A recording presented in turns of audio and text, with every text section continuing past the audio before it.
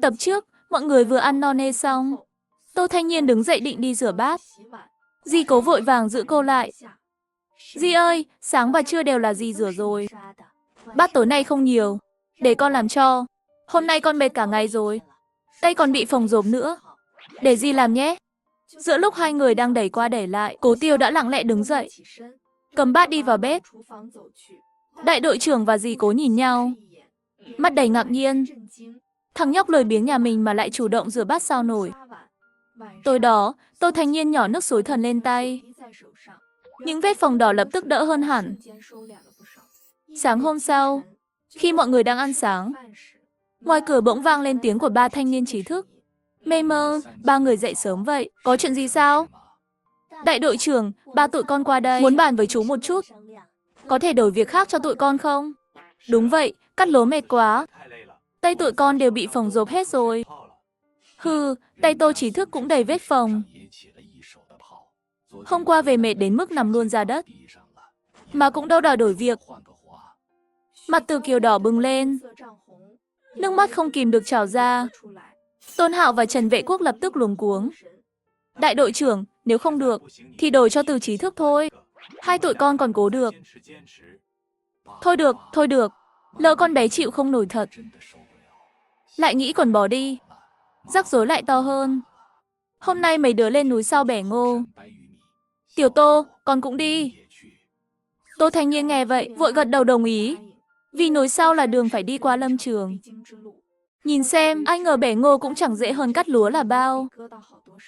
Vì lá ngô đầy gai nhỏ lông xù. Chẳng mấy chốc, Từ Kiều lại bắt đầu than phiền. Hay tụi mình sang học hỏi Tô Trí Thức đi. Tôi thấy cô ấy làm khá thuần thục. Đúng đó Từ Kiều. Cùng qua học một chút. Để khỏi bị gai đâm khó chịu. Mới có 2 ngày, mấy người đã bênh cô ta rồi.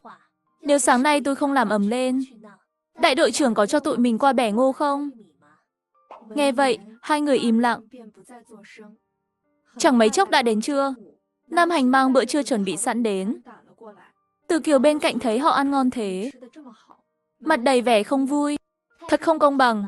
Cùng là thanh niên trí thức xuống nông thôn, sao cô ta lại sướng hơn tụi mình nhiều vậy? Từ Trí Thức muốn ăn bánh mì trắng. Sao lúc xuống nông thôn không mang theo? Nặng quá mang không nổi à? Câu nói vừa dứt, ba người hiểu ra. Bánh mì trắng là do người ta tự mang. Rồi cúi đầu tiếp tục gặm bánh khô. Sau bữa trưa, một đám trẻ trong làng đến chân núi nhặt củi. Tô Nam Hành thấy vậy cũng muốn thử. Cô ơi, củi nhà mình sắp hết rồi. Con đi nhặt với mấy bạn chút nhé. Vậy con đừng đi xa quá. Cẩn thận nhé. Dạ, cô. À, kẹo của con có thể chia cho người khác không? Được chứ, con tự quyết định. Thấy Tô Nam Hành vui vẻ thế, Tô Thanh Nhiên cũng rất hài lòng. Đợi Nam Hành đi rồi, Từ Kiều lại bắt đầu nói kháy. Người lớn biết lấy lòng, trẻ con cũng biết lấy lòng. Chỉ giờ đi cửa sau để được ưu ái. Một mình dẫn con xuống nông thôn. Không biết nhà cô ta là thành phần gì. Từ Kiều, tôi nhịn cô cả ngày rồi. Từ hôm qua đã luôn nhắm vào tôi. Cô tưởng tôi dễ bắt nạt sao? Hôm nay tôi không dạy cô một bài học, thì tôi không mang họ Tô, chỉ vì ăn cái bánh mì trắng. Cô ta mắng tôi cả buổi sáng. Không chịu nổi nữa, tôi giơ tay lao tới cô ta. Cô làm gì vậy? Đánh thì đánh cô đấy. Cô không sao. Tôi đánh đến khi cô thì thôi. Nói xong, Tô Thanh Nhiên nhào tới, đè Từ Kiều xuống đất. Lúc này, 4 người Cố Tiêu đến khiêng Ngô thấy vậy, sững sờ luôn. Anh Tiêu, sao Tô Trí Thức lại dữ vậy? Đáng sợ quá. Thấy chưa, sau này đừng chọc cô ấy. Bên kia, Tôn Hạo và Trần Vệ Quốc cũng hoảng hồn.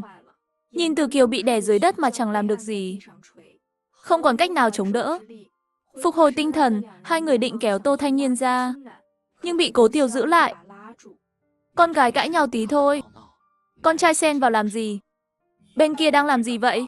Mau ngăn họ lại. Nghe tiếng đại đội trưởng, Tô Thanh Nhiên lập tức ngã xuống đất. Lúc này, Từ Kiều đang tức đến mất khôn, nghĩ mình chiếm thế thượng phong, giơ tay định trả đũa. Nhưng ngay sau đó, bị đại đội trưởng thúc giục, Tôn Hạo và Trần Vệ Quốc giữ lại. Đừng kéo tôi phải đấu với cô ta. Trong lúc hỗn loạn, Cố Tiêu nhanh tay nắm một nắm bùn, quẹt lên mặt Tô Thanh Niên. Đợi mọi người đến nơi, hai cô trí thức đã bị mọi người tách ra. Đại đội trưởng, chú xem cô ta làm tôi ra thế này. Chẳng giải thích gì cả. Hai đứa rốt cuộc sao vậy? Đại đội trưởng, là thế này. Tụi con đang bẻ ngô. Không biết sao nữa. Tô trí thức lao tới, đè Từ trí thức xuống đất.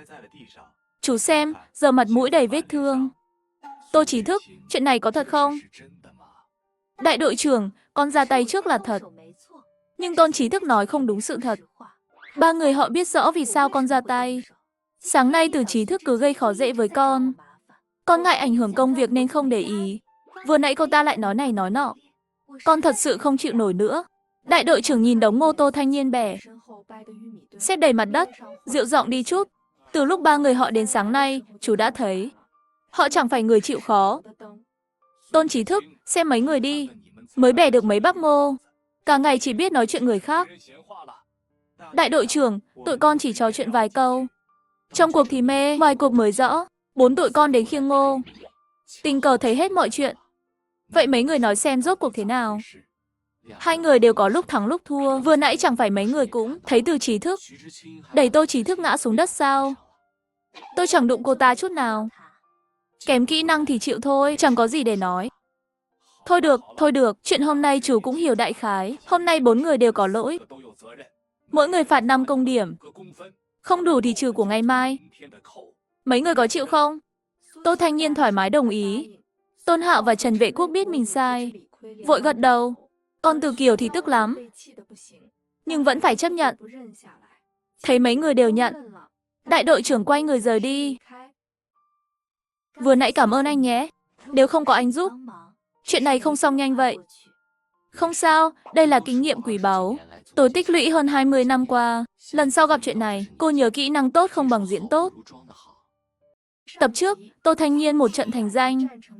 Không chỉ mấy thanh niên trí thức sợ hãi, mà các cô chủ trong làng cũng giật mình. Mọi người nghe tin chưa? Từ trí thức chỉ nói nhiều vài câu thôi, đã bị cô ấy làm sưng mặt. Đúng vậy, đáng sợ thật. Sau này ai dám nói xấu sau lưng cô ấy nữa. Hai người đừng nói nữa, đừng để cô ấy nghe được. Nghe mọi người trò chuyện, Tô Thanh Niên ngại ngùng cúi đầu. Đến giờ ăn tối, Tô Thanh Niên ngồi cạnh xin lỗi đại đội trưởng. Đại đội trưởng, hôm nay đã làm phiền chú. Con còn trẻ, nóng này một chút cũng dễ hiểu. Không hẳn là nóng này, con nghĩ kỹ rồi mới ra tay.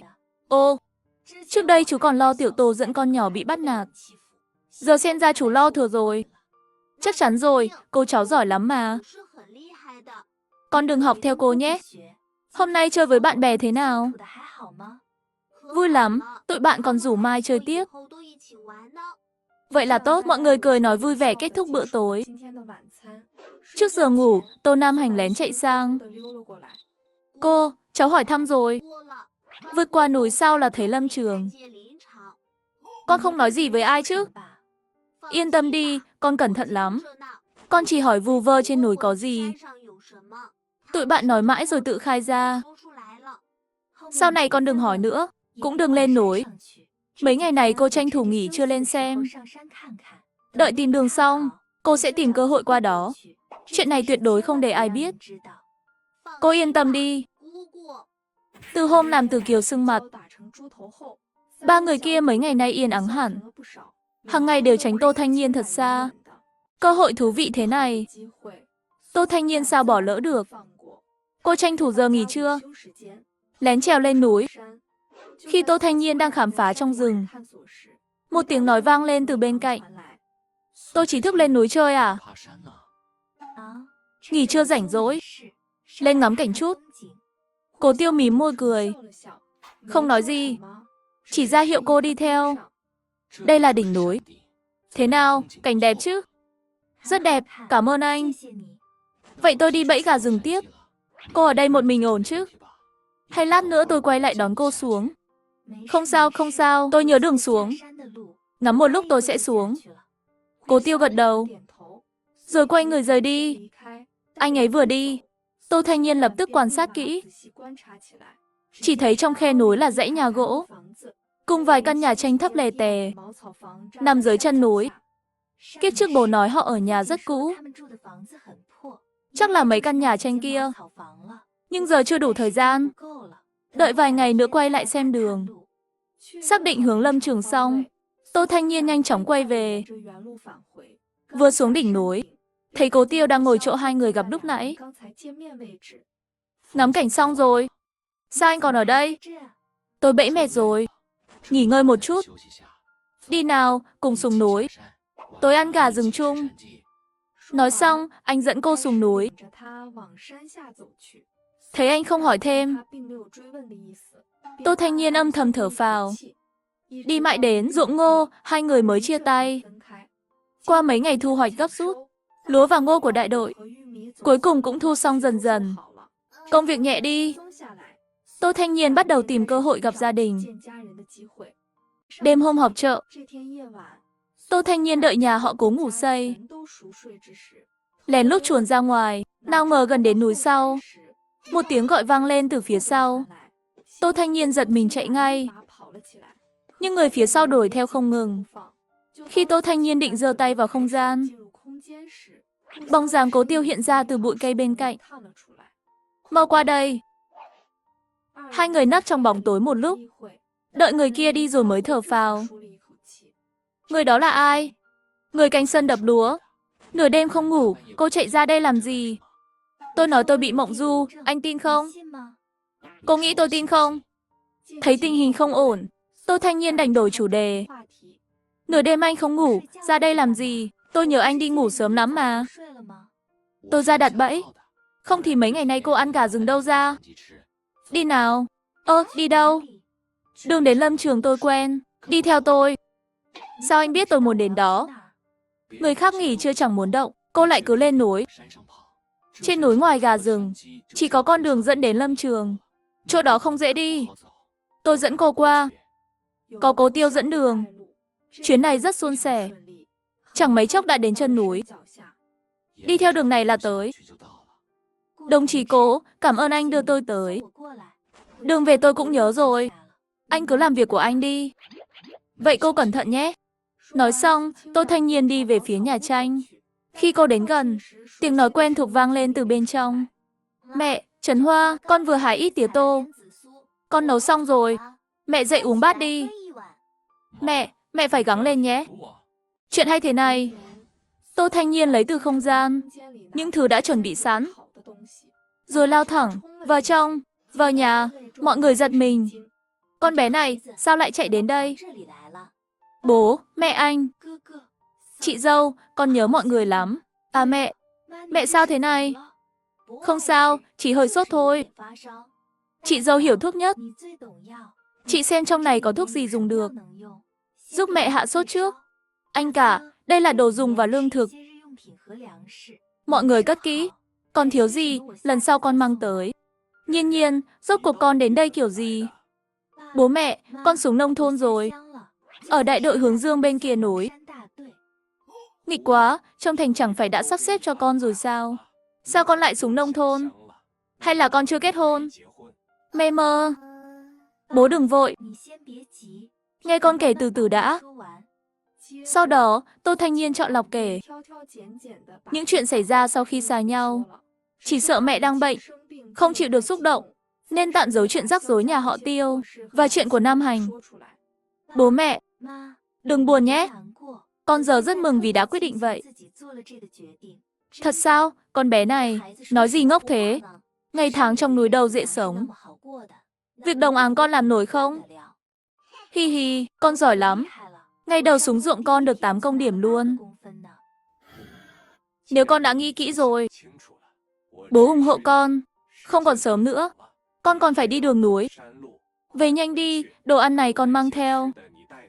Con một mình ở quê, không đói là tốt lắm rồi. Bố, công điểm con kiếm đủ ăn thừa. Hơn nữa trước khi đi con vẫn còn tiền và phiếu. Mọi người yên tâm đi, con sẽ không để mình chịu thiệt. Mấy ngày nữa con lại qua thăm mọi người. Em gái, để anh tiện em một đoạn.